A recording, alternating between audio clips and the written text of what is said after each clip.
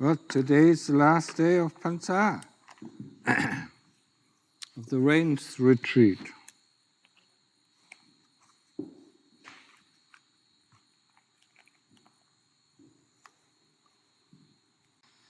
I mean, the monks are not allowed in the rains retreat, to travel here and travel there. Yeah?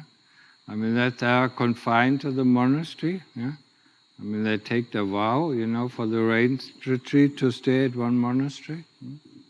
And after the rains retreat, the prohibition is lifted and, they can travel, go to different places and practice, yeah. For us, nothing really changes, yeah. I mean, during the rains retreat, we have one of the Dhutangas, yeah, one of the ascetic practices. That means, we eat only that what we get in our bowl on Pindapat. We don't eat, the food, that is given to the monastery afterwards, yeah. But that is the only thing that changes for us, yeah. I mean, we still practice the same way as in the rains retreat, yeah. I mean, walking meditation, sitting meditation, yeah. So, for us, for most of us, it doesn't really matter if we are in the rains retreat or not, yeah. I mean, we practice for the one and only goal, yeah, to get out of samsara. And the endless cycle of birth and death. How often have we died? Only alone in this world, yeah? Not thinking about the other worlds, that we have been onto. Yeah? I mean, if we could remember, we could probably visit our graves, all over the world. Yeah? So often have we died, yeah? And we have been born again and die again, and born, yeah? And we will do that unless, we will do that forever, and unless, we find a way out. And that is, that's why we're here, yeah? Why we are gathered here, yeah? Why some of us become monks, others are lay people. We are gathered here, to find a way out, yeah? Through Sila, Samadhi, and Panya, the fourth noble truth. Sometimes, of course, we lack some motivation, because the onslaught of the kilesas is too strong. Then we have to find, we have to find a remedy to get back our motivation. Yeah? I mean, one of the best ways, is, to see the dukkha, the first noble truth in our life. Yeah. I don't like this, I don't like that, I'm not happy about this, I'm not happy about that, I'm bored, I don't know what to do with my life, and so that's all dukkha. Huh? But we don't realize it, yeah? And that's, that's why we should investigate dukkha. And the more and clearer we understand the dukkha in our life, not only the dukkha of the body, everybody knows the dukkha of the body.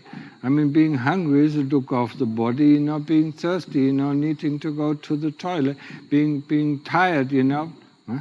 That's all dukkha of the body, and or if you get sick, it's a dukkha of the body, yeah. But the dukkha of the heart is much more.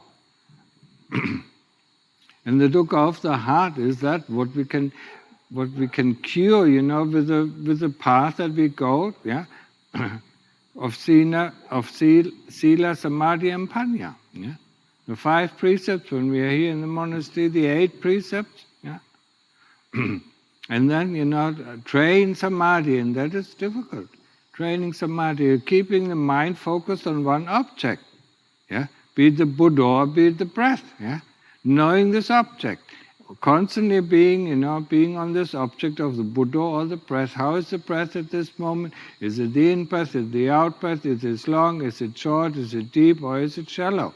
And the same with the Buddha, is it at the beginning, is it end, is it fast, is it slow, is it deep, or is it shallow? Yeah? Knowing, yeah? Knowing about, the object that we observe.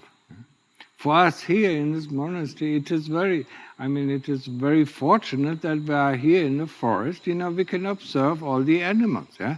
We can observe, the squirrels, we can observe the ants, we can observe the birds, that are here. Yeah, we don't need, we don't need to think about what they are doing. We observe and we know.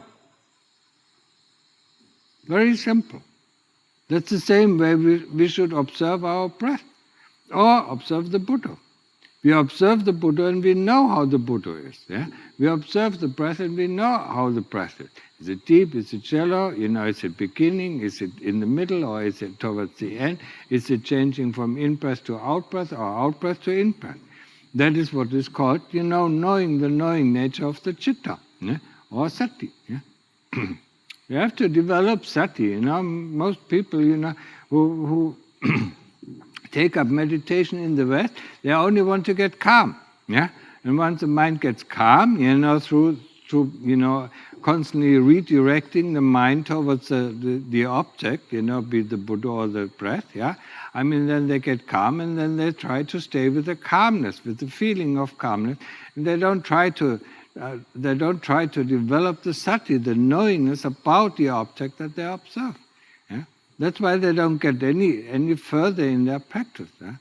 And the sati, we do need, we need the power of knowing what is going on in order to use wisdom, to investigate the things, that bother us. Yeah?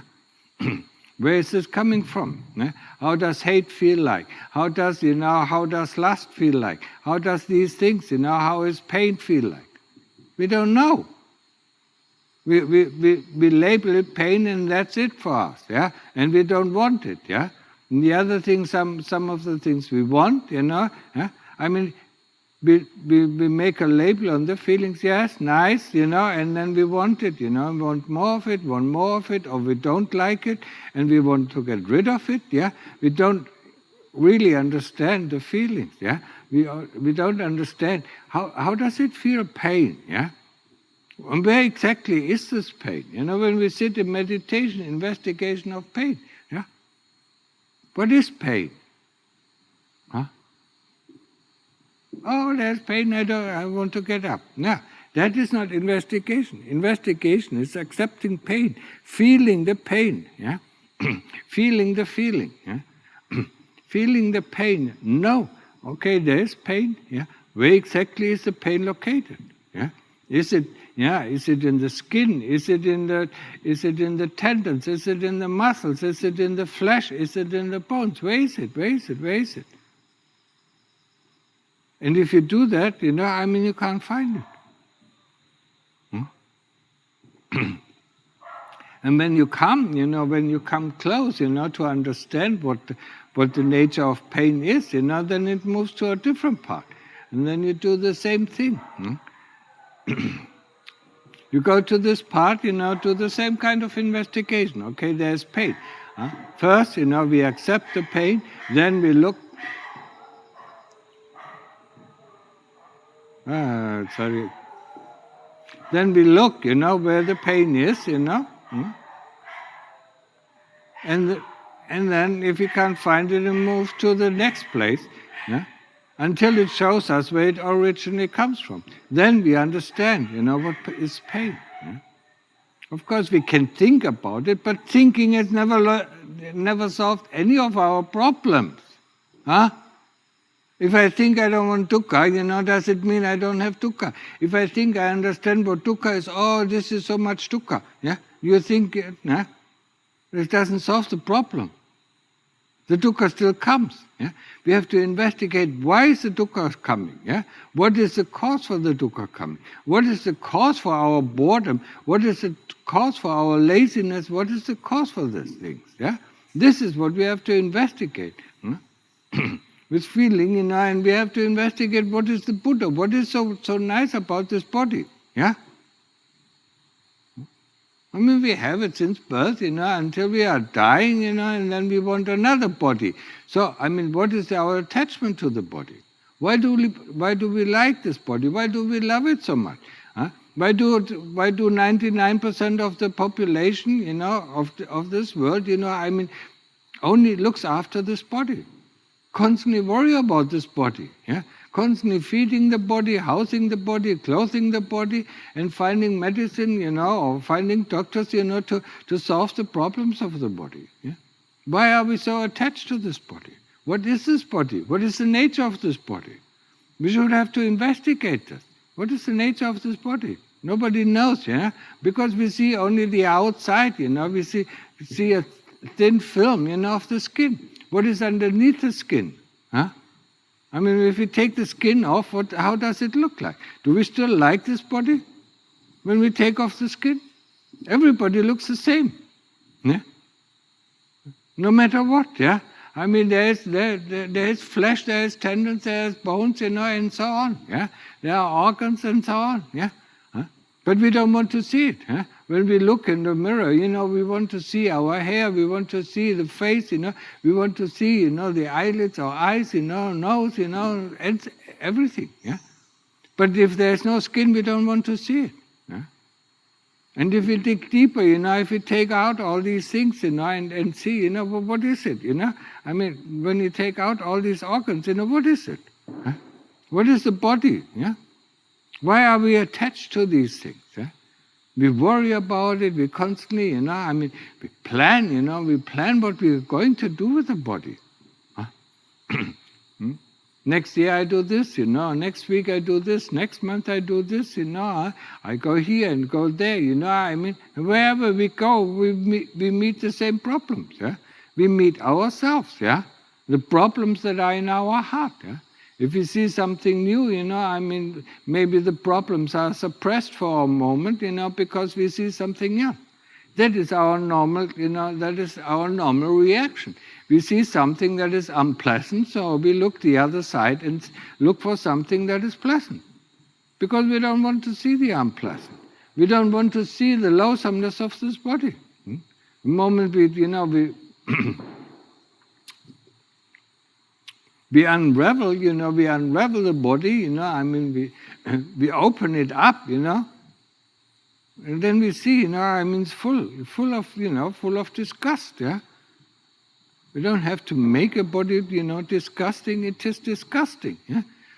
I mean, think about the nice food, that you put in the mouth, yeah. The moment it comes out of the body, we don't like to look at it. So whatever this body, gets in touch with or gets into it, I mean, we don't want to see the outcome of it. This body turns everything. It's like a chemical factory that turns everything that is nice, beautiful, yeah, and and delicious into something that is disgusting. Yeah? Look at the sweat. Look at saliva. I mean, that is in your mouth. Yeah? The moment it comes out, we are disgusted. Yeah? The moment the shit comes out, we are disgusted. Yeah? We don't like to see it. Yeah? We want to flush it down and not even think about it. Yeah? The sweat that comes out of the body, we don't want to smell it. Yeah? Everything that comes out of the body, we don't want to see. Yeah? But everything that goes on or into the body, we love so much. Yeah? We don't realize that this, it's just this body is just a biological robot that turns everything, that is nice and beautiful in something that is disgusting. Yeah? So why are we attached to this body? Huh? I mean, the body is useful for us, as meditators, as practitioners, I mean, to find a way out, because first we have to get this illusion about, about this body, what this body can do. The body can do a lot of things, but what is it, yeah? In the end, when we die, all the things that we have done with this body are gone. And we have to do it again and again and again, yeah? Whatever company, whatever company we created, whatever invention we created, whatever thoughts we had, I mean, it's gone the moment we die, and next life we have to do it again and again and again, yeah? I mean, we have to study again, yeah? To become a doctor or to become an engineer, yeah? Yeah, next life it will be easier, if we take up the same kind of profession. I mean, if I become an engineer in this life, and the next life the same kind of engineer, I mean, then it's easier to pick it up, yeah? Just like a language that you once learned, it's easier to pick it up, even after a while, yeah? As if you have never learned it. Yeah? So what is our attachment to this body? Why do we love it so much? Huh? Why don't we see, why don't we realize, the true nature of the body, yeah? Our attachment to the body, and especially the attachment that we think we and the body are one and the same thing. Yeah? That's foolish. Huh?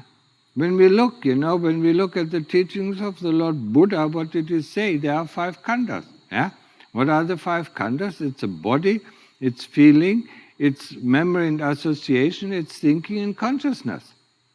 Nobody's, he didn't say, that the chitta is part of the khandhas. No, the chitta is the owner of the khandhas, yeah? And is attached to the khandhas because within the chitta are the kilesas who are attached to all these 5 khandhas.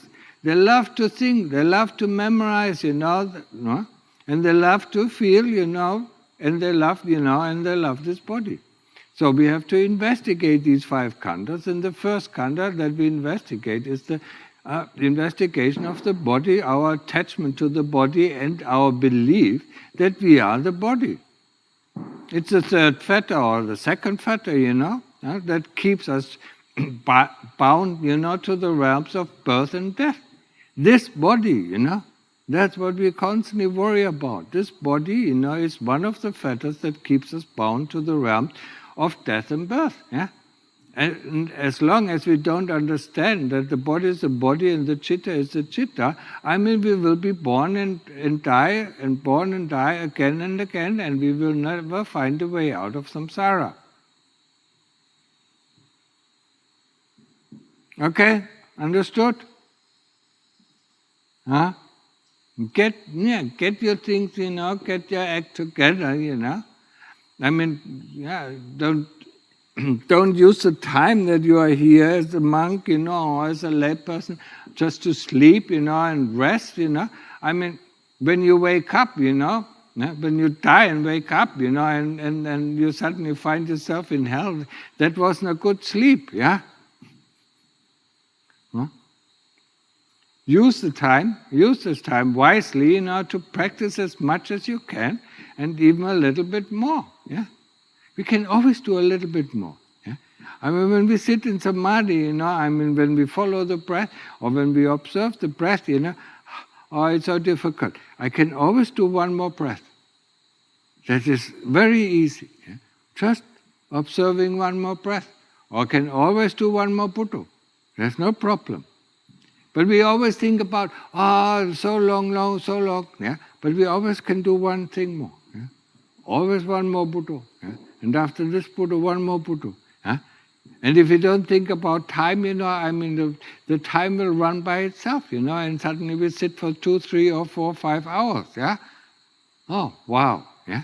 Because we have put our attention on the Buddha, yeah? And everything else, time and space, just disappears, from our awareness, yeah?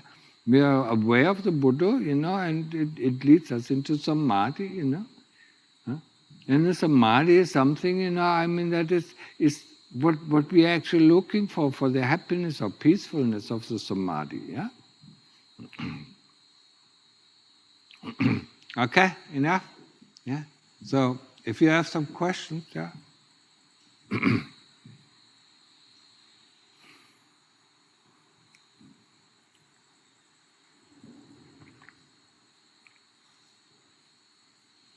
What is?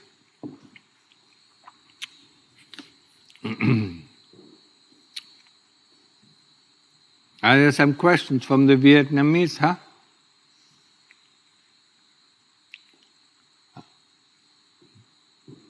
Do you like it here?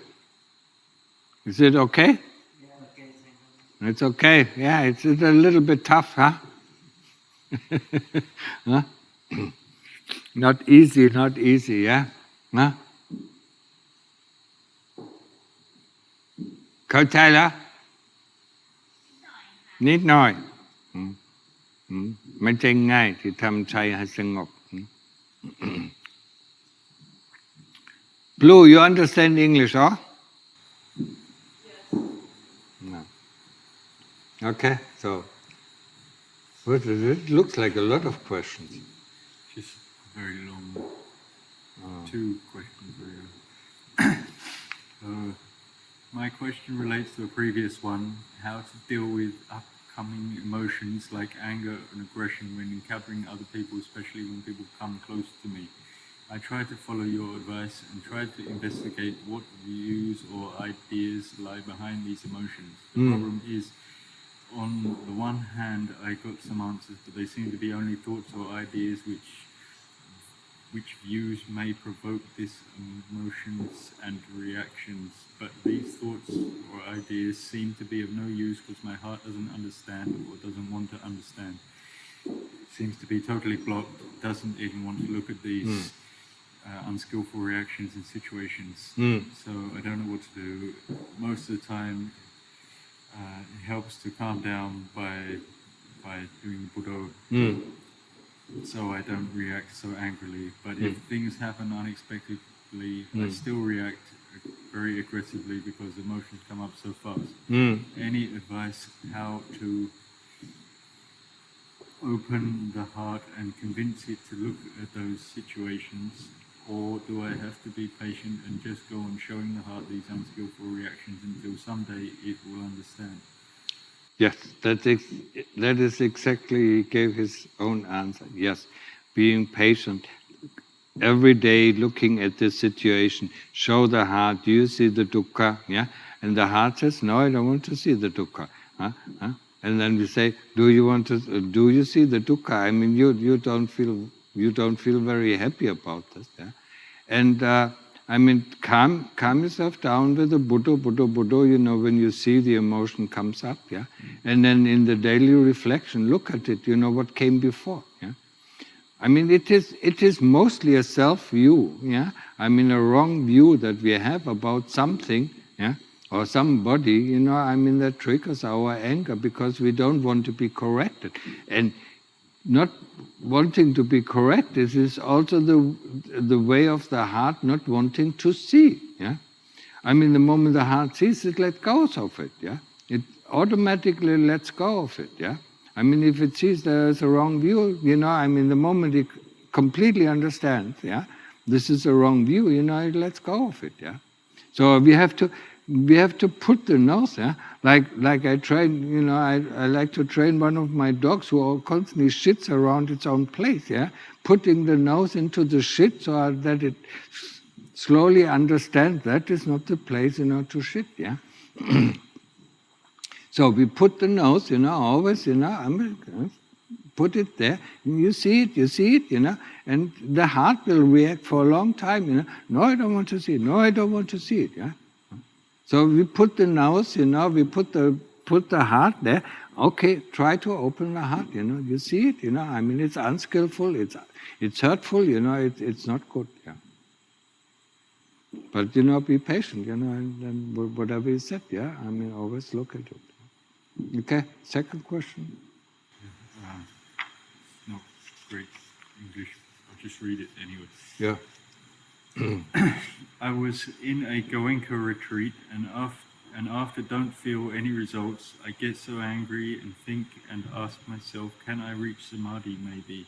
I did the Buddha until all the images in the mind get calm and the focus only on the breath. I was listening a Goenka discourse and for intuition doing a strong abdominal breath but not controlled exhalation until it's full and exhalation in a natural way. I really don't. I don't understand, so I just. Yeah. Okay, go on reading. What is this actually question? Yeah. I mean, yes. I mean, some people teach, watching, observing, the rise of the abdomen or the low of the abdomen. Yeah. So maybe he did the Buddha, maybe he did that. Yeah. I don't know. Then I reach a state of happiness and all my body feel like only one piece with no pain. My brain was able to hear but not to judge. And after nearly 1 hour, I left that state and I feel like and spark in all my body, very light, and my breath becomes soon think and in my... Yeah. And a lot of happiness. Yeah. then I saw like white shiny needles and feel like I can move my energy with the needles. Yeah. Was that the third or fourth jhana? No, certainly not. But it might have been the first jhana. It might have been, yeah. But I'm not clearly, understand, yeah.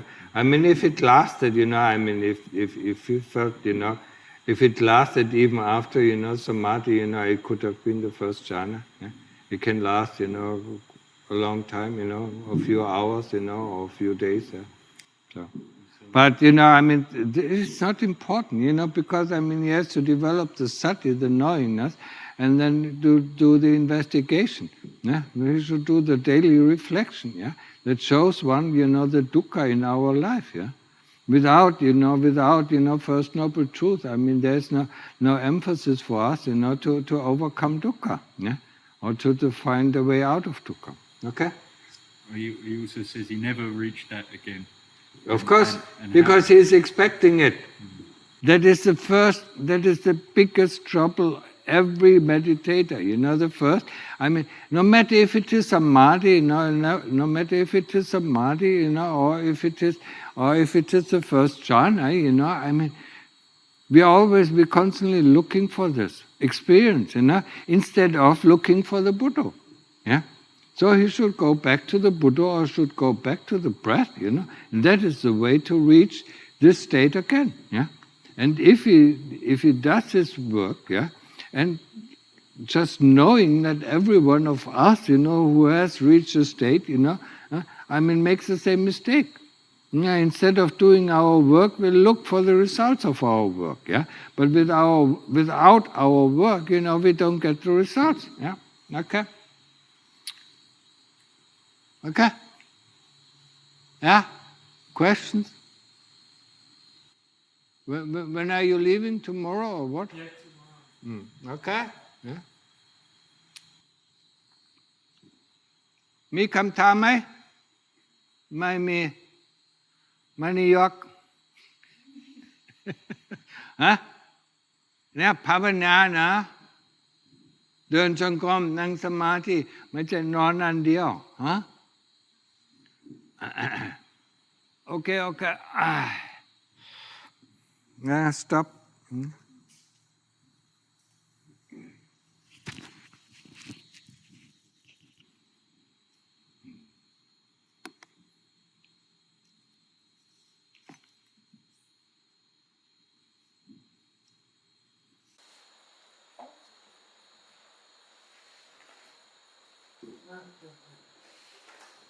Can you investigate what is wrong with the religion?